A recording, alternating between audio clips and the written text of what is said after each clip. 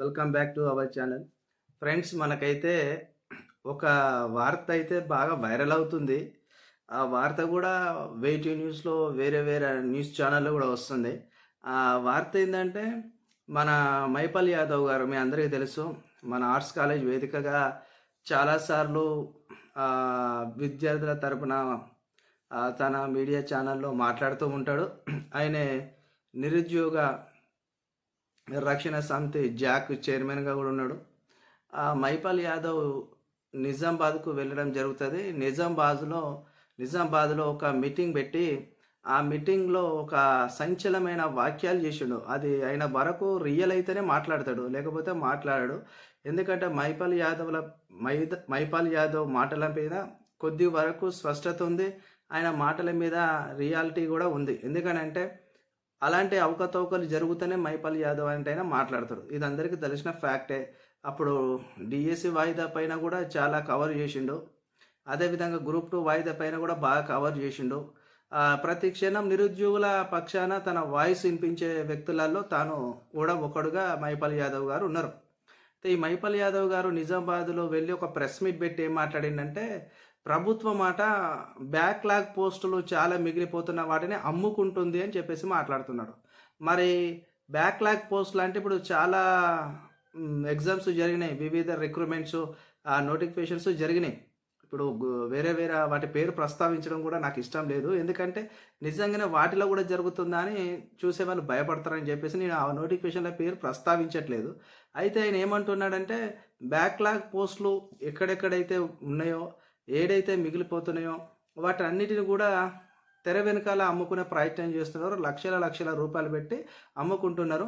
మెయిన్గా నిజామాబాద్లో, హైదరాబాద్లో, ఆదిలాబాద్ జిల్లాలలో అమ్ముకుంటున్నారు అని చెప్పేసి ఆయన ప్రెస్ మీట్ పెట్టి మాట్లాడడం జరిగింది. ఆయన మాట్లాడుతుంటే నాకేమనిపించిందంటే, ఇంతకుముందు 2022లో 23లో గ్రూప్ 1 పేపర్ అమ్ముకున్నారని పెద్ద రచ్చ అయిపోయింది. తెలంగాణ రాష్ట్రంలో పరువు పోయింది మొత్తం అప్పటి గవర్నమెంట్ది. అప్పుడు పెద్ద స్కామ్ అది. గ్రూప్ 1 పేపర్ అమ్ముకోవడం, సిడిపిఓ పేపర్ అమ్ముకోవడం, చాలా పేపర్లు అమ్ముకున్నారు ఆ టైంలో. అది నిరుద్యోగులకు ఒక ఇంత ఏమైపోయిందంటే, టీజీపీఎస్సీ వ్యవస్థ మీద నమ్మకం కోల్పోయినారు.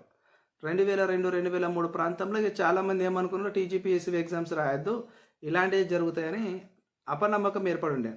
తర్వాత కొద్దిగా మళ్ళీ నమ్మకం క్రియేట్ అయింది. మళ్ళీ ఎగ్జామ్స్ కరెక్ట్ పెడుతున్నారు, మంచిగా రిజల్ట్ ఇస్తున్నారు, రిక్రూట్మెంట్ చేస్తున్నారు అని నమ్మకం బిల్డప్ అవుతున్న సమయంలో మళ్ళీ మైపాల్ యాదవ్ లాంటి వారి మాటలు వింటుంటే మళ్ళీ చాలామంది జీరోలోకి వెళ్ళిపోయే ఛాన్స్ ఉంది ఆలోచనలు. అయితే ఆయన మాట్లాడే మాటలలో నిజమే ఉండవచ్చు, కానీ అలాంటి జరగద్దు. ప్రభుత్వం అలాంటి వాటిని ఎంకరేజ్మెంట్ చేయొద్దు. ఎవరైనా దళారులు, ప్రతి నోటిఫికేషన్ వస్తుంది, అలాంటి దాంట్లో కొంతమంది దళారులు ఏర్పడతారు. మేము ఉద్యోగాలు ఇప్పిస్తాం, మీకు ప్రభుత్వ ఉద్యోగాలకు మేము ఇప్పిస్తామని కొన్ని డబ్బులు తీసుకుంటుంటారు. అలాంటి దళారులను నమ్మకండి, అలాంటి దళారుల జోలికి పోకండి. మీ నమ్మకం పైన, మీ కష్టం పైన, మీ మెరిట్ పైన నమ్మకం పెట్టుకొని చదువుకోండి. మెరిట్లో ఉద్యోగాలు వస్తే మీ మెరిట్ని ఎవడు దొంగిలించాడు. నేను ఇప్పుడే చెప్తున్నా, సారీ, ఎవడు దొంగిలించాడు. మీ ఉన్న ఉద్యోగాలన్నిటిని కూడా మెరిట్లో సాధిస్తే ఎవడు కూడా మీకెళ్ళి ఉద్యోగం దొంగిలించాడు. కానీ ప్రభుత్వం కావాల్సుకొని బ్యాక్లాగ్లో పోస్టులు ఉంచుకుంటే కొద్దిగా నిజంగా డౌట్ వచ్చే ఛాన్స్ అయితే ఉంది. బ్యాక్ డోర్ జరుగుతుందా అనే డౌట్ అయితే జరుగుతుంది. ప్రభుత్వం ఒక్క నోటిఫికేషన్లో కూడా బ్యాక్లాగ్ లేకుండా ఉద్యోగాలు నింపితే ఎవరికి కూడా ఇలాంటి అనుమానాలు రాకపోతుండే. మరి ప్రభుత్వం బ్యాక్లాగ్లో పోస్టులు పెట్టడం వల్ల నిజంగానే ఇలాంటి వాటికి ఆస్కారం ఉంటుందా, ఇవి నిజంగానే ఇలా జరుగుతుందా అనే ఊహాగానాలు రేకెత్తించే అవకాశం అయితే ఉంటుంది. నిజమే. అయితే మైపాల్ యాదవ్ గారు మాట్లాడే దాంట్లో నిజంగా స్పష్టత ఉండవచ్చు అనిపిస్తుంది. ఎందుకంటే ఆయన స్పష్టత లేనిదైతే ఆరోపణలు చేయడు, అంత టూకీగా గుడ్డిగా చేయడు. ఎందుకంటే ఆయన కూడా గవర్నమెంట్కు ఫేవరబుల్గా ఉన్న క్యాండిడేటే. అంటే టీఆర్ఎస్ గవర్నమెంట్కు యాంటీగా మాట్లాడి టీఆర్ఎస్ గవర్నమెంట్కి అప్పుడు ఎన్నికల టైంలో బాగా ఎఫెక్ట్గా నష్టం చేసిన క్యాండిడేట్లలో మైపాల్ యాదవ్ ఒకడు. అప్పుడు ఈయన కాంగ్రెస్కి ఫేవరబుల్గా ఉండి మాట్లాడిండు ఎలక్షన్ టైంలో. సో గవర్నమెంట్ ఫామ్లోకి వచ్చిన తర్వాత కూడా మళ్ళీ గవర్నమెంట్ కొన్ని నిరుద్యోగులకు చేసే కొన్ని ఇబ్బందులలో కూడా మళ్ళీ ఆయన నిరుద్యోగుల పక్షాన నుండి మాట్లాడే ప్రయత్నమే చేస్తుండు.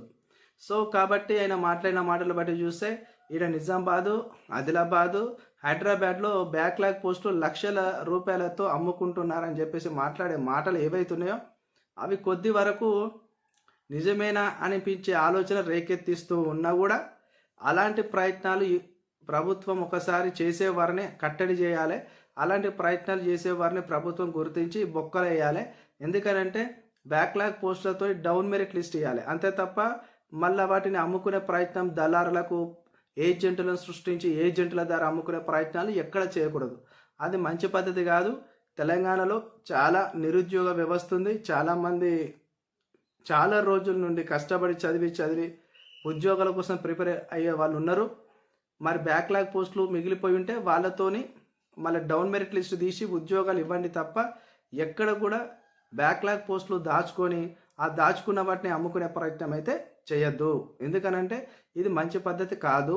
తెలంగాణ సమాజం హర్షించదు. దీని ద్వారా మళ్ళీ కూడా మరొకింత నిరుద్యోగులు మళ్ళీ పోరాటం చేసే పరిస్థితి ఏర్పడుతుంది. మనకు 10 సంవత్సరాల కాంచెల్లి నోటిఫికేషన్స్ లేకనే చాలామంది ప్రభుత్వాన్ని తీసుకొచ్చుకున్నారు. ఇది నిరుద్యోగుల పాలిటీ ప్రభుత్వం అని చెప్పేసి రేవంత్ రెడ్డి గారు కూడా చాలా వేదికల మీద మాట్లాడినారు. సో అందుకని చెప్పేసి బ్యాక్లాగ్ పోస్టులు అమ్ముకునే ప్రయత్నం ఏడా జరగద్దు. బ్యాక్లాగ్ పోస్టులను ఎవరు కూడా ఈ ఆసరిగా బ్యాక్లాగ్ పోస్టులు ఉన్నాయని చెప్పేసి ఏజెంట్లు కానీ దళారులు కానీ తయారయ్యి ఇటు నిరుద్యోగులకు ఇబ్బంది పెట్టే ప్రయత్నాలు కానీ అటు ప్రభుత్వంకి చెడ్డ పేరు తెచ్చే ప్రయత్నాలు కానీ ఎవరు చేసినా కూడా ప్రభుత్వం ఏమంటే అలాంటి వాళ్ళని గుర్తించి బొక్కలు దోస్తే బాగుంటుందని చెప్పేసి ప్రతి ఒక్కరు అభిప్రాయం వ్యక్తం చేస్తున్నారు. ఏదేమైనా కానీ మళ్ళీ ఈ యొక్క మైపల్లి యాదవ్ గారే మళ్ళొకసారి మీరు ఎక్కడ జరుగుతుంది, ఏది జరుగుతుంది, ఏ డిపార్ట్మెంట్లో జరుగుతుంది బ్యాక్లాగ్ పోస్టులు అమ్ముకునే ప్రయత్నం అనేది మళ్ళీ వారు ఏదైనా వీడియో ద్వారా మళ్ళా చెప్పే ప్రయత్నం చేస్తే బాగుంటుంది. ఎందుకంటే ఇప్పటికే చాలా పోస్టులలో బ్యాక్లాగ్ ఉండిపోయినాయి, చాలా నోటిఫికేషన్లలో బ్యాక్లాగ్ ఉండిపోయినాయి. మరి చాలామంది ఆ బ్యాక్లాగ్ నోటిఫికేషన్స్లలో డౌన్ మెరిట్ లిస్టులలో ఉన్న వాళ్ళు ఎదురు చూస్తూ ఉన్నారు ఆశ కొద్దీ. మరి వాళ్ళు ప్యానిక్ అయ్యే ప్రమాదం ఉంది, వాళ్ళు భయపడే ప్రమాదం ఉంది. వారు గందరగోళానికి అయ్యో నిజమా అనేది కూడా వాళ్ళు ఆలోచన చేస్తారు. అలాంటి వాళ్ళని కూడా ఇబ్బంది పెట్టద్దు. కాబట్టి ఇలాంటి మాటలు మాట్లాడేటప్పుడు కొద్దిగా నిరూపణలు నిజమా కాదా అనేది గట్టిగా చూసిన తర్వాతనే మాట్లాడాలి. ఎందుకనంటే ఇప్పుడు నిరుద్యోగ వ్యవస్థ చాలా దారుణంగా ఉన్నది తెలంగాణ రాష్ట్రంలో. ఏ కొద్దిలో కూడా డిస్టర్బ్ అయినా కానీ అది ప్రభుత్వానికి చాలా ఎఫెక్ట్ అయిపోతుంది. ఎందుకంటే నిరుద్యోగులకు మెరిట్ ద్వారానే ఉద్యోగాలు రింపాలి, మెరిట్లో ఉన్న వాళ్ళకి న్యాయం జరగాలి. ఎందుకనంటే ఇక రాజకీయ ప్రాబల్యాలు చూపించుకొని రాజకీయం ద్వారా రిక్రూట్మెంట్ చేసుకుంటే చాలా ప్రమాదం ఏర్పడుతుంది, మెరిట్కు దెబ్బ పడుతుంది. అసమర్థులు ఎన్నికైతారు ఉద్యోగాలలో. అసమర్థులు ఎన్నికైతే పరిపాలన కూడా అసమర్థత పరిపాలన అవుతుంది, చక్కటి పరిపాలన అందించడానికి ఆస్కారం ఉండదు. కాబట్టి ఇదంత పెద్ద ప్రాబ్లం అవుతుంది. సో కాబట్టి అలాంటివి చేయకూడదు. ఎక్కడ కూడా అలాంటివి ఉన్నా కూడా ప్రభుత్వమే తొందరగా గుర్తించి అలాంటి వాటిని కట్టడి చేసి మెరిట్ లిస్టు అనేది ఏదైతే ఉందో దాని ప్రకారం ఉద్యోగాలు రిప్పి డౌన్ మెరిట్ లిస్టు వాళ్ళకు న్యాయం జరిగిస్తే చాలా మంచిదనే అభిప్రాయం ప్రతి ఒక్కరికి ఉంది. ఓకే, ఛానల్ చూసిన ప్రతి ఒక్కరు లైక్ చేయండి, కామెంట్ చేయండి, సబ్స్క్రైబ్ చేయడం మాత్రం మర్చిపోకండి. Thank you so much.